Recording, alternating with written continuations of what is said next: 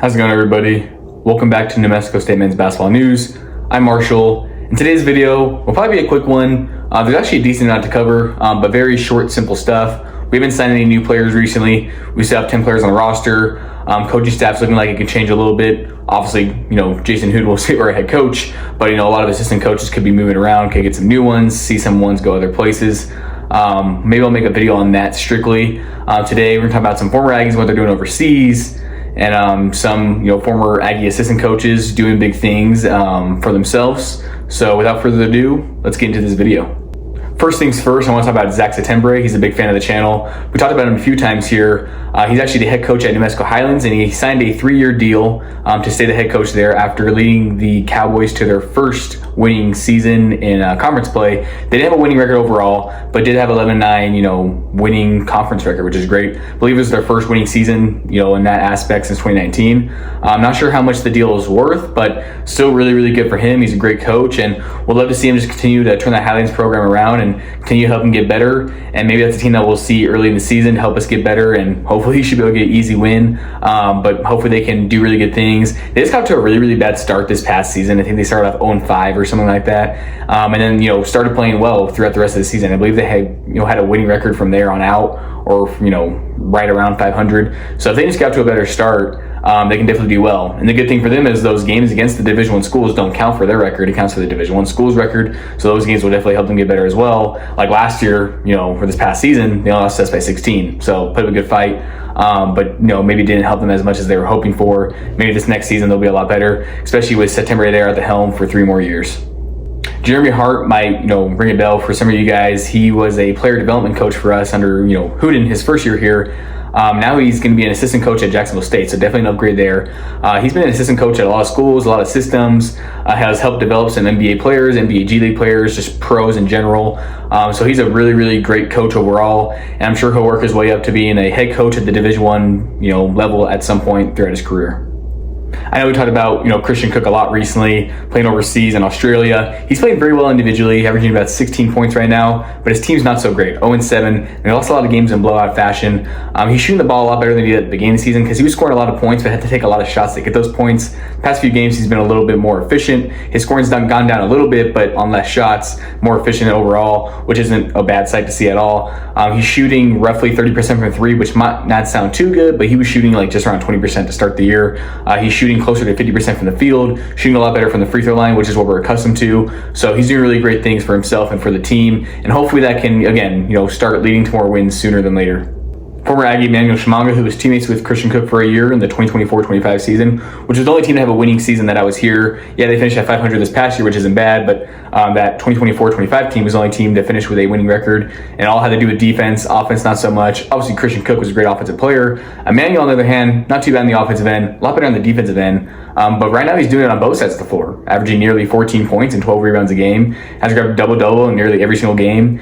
And unlike Cook's team, Emmanuel's team is doing really, really good. They're 6-1. They actually beat Cook in a head-to-head matchup by a lot of points. And those guys went at it, really cool to see. So he's doing a lot of great things, and hopefully he can continue to do well. I'm not sure if his brother Nate is going to be playing overseas or if he's somewhere doing that. Again, a lot of these times, these players, if you play Division I basketball, you can play overseas somewhere. And you're about to see that right now in the next player we talk about. Marco Doyle is also playing in Australia, just like Cook and Emmanuel. Obviously Marco was on the Aggies this past season. Only saw action in 3 games, but every game he played, garbage time minutes, hit a 3. Some games he didn't get in because, I think one of the games against Kennesaw State that the Aggies lost 76-53. Again, that he would definitely saw the floor. Didn't make the trip. I think he was sick. There was also another point against Western Kentucky. He just didn't get in for some reason. Tayshawn Eaglestaff went in, who didn't score a point for the Aggies this season, unfortunately. He also entered the portal. Hopefully he can find somewhere where he can get some more action. His first year at the Division I level, redshirted, and then didn't see a whole lot of floor here at New Mexico State this past season. So hopefully he can find some playing time at a low major D1 or even a lower level just to get some run in and maybe work his way back up to the Division I level. Obviously talking about Marco right now though, he's averaging over 20 points a game right now, which is really awesome for him. He's a guy that can score the ball. I mean, he played JUCO, averaged 15 points. He's played overseas before and averaged about 14 points. So he's no stranger when it comes to scoring the ball. He can shoot very well also. I remember we had that scrimmage against the Mexican team. He did very, very well, shot the ball well. I was really hoping that we could have utilized him a little bit, a little more, but I still don't think he really fit the system too well. And I'm not sure if he has aspirations to come back to college basketball or what that's looking like, but he's doing really good for himself overseas, and that's all that matters. A fan favorite, Serge Rice, is playing overseas right now for Andorra, I think is how you say the team's name. Sometimes those names can be really hard to pronounce, those overseas teams. He's been doing it for years now, playing professional basketball, G League, trying to make the NBA. He's played in a preseason game or two, averaging 13 points per game right now overseas, about 5 assists, 4 rebounds, almost 5 rebounds actually. Shooting pretty well from the field at 51%. Shooting 39% from 3. His free throws, though, he's only shooting 68%, 21 for 31 from the line. So hopefully he can kind of get that up as time goes on. Through 9 games, he's done a very good job, and I'm sure we'll continue to see him ball out and keep on improving. And again, with all these guys, you really want to see them get that opportunity to play in the NBA, just play at the highest level possible, make the most money possible doing what they love. That is going to close it out for the video today. Again, like I said, it's going to be a short video. We're kind of accustomed to that, especially during the off season. There's not always a whole lot going on at once. I know I've made a few videos recently where they might have been a little longer just because we had so much to talk about. And I guess we had a little bit to talk about today, but just very quick stuff, short to the point, former Aggies, what they're doing now. Always like doing these style of videos. I'll probably title it something with the coaches just to make it a little different.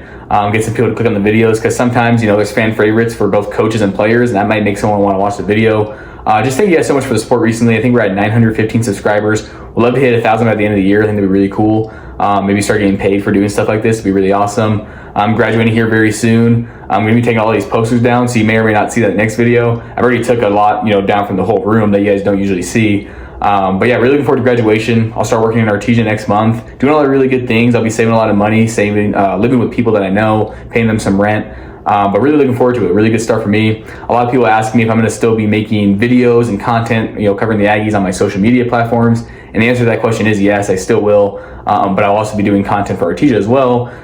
Would love to just continue to build both those platforms and do great things, get that information out there. It's always good to get, local news in New Mexico, especially sports-wise. Really looking forward to all that. If you guys have any video suggestions, let me know. Because again, it can be kind of hard sometimes to find videos to post and make during the off season. So if there's anything you guys want to see, please let me know. Again, thank you guys so much for the support recently.